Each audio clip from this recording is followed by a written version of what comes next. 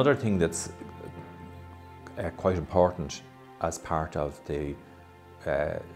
routine of a priest's life, and again it's important that it doesn't become just routine, I suppose, is the celebration of what we call the Liturgy of the Hours, or some people would know it as the breviary or the office. And when the priest is ordained, actually when he's ordained a deacon, which is the year usually before ordination to the priesthood, the man makes a promise to celebrate the Liturgy of the Hours faithfully for the Church and for the world. There are different times during the day when we pause to pray morning prayer, prayer during the day around midday, evening prayer and night prayer, and then there's an office of readings. It's not always easy to find the space for all of it, but I think the important sense I have is that in praying,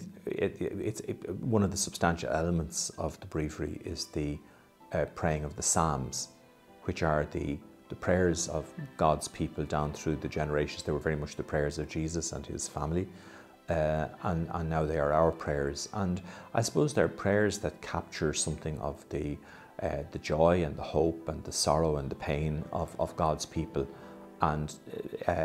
in praying them, they may not necessarily on any particular day, a particular psalm may not actually reflect where I am at. I may be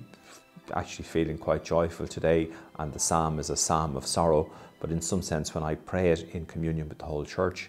I share in some way in the struggle of those who are, you know, in sorrow or in grief or in difficulty of one kind. And in that sense, it's very much the prayer of the whole church. And again, when I remember that it's the prayer of the church and that it's celebrated for the church and for the world, it actually means more to me in some sense than if it was just prayers I was saying for myself. So I think that's an important part of our ministry, but it's also part of the sanctification of our own day.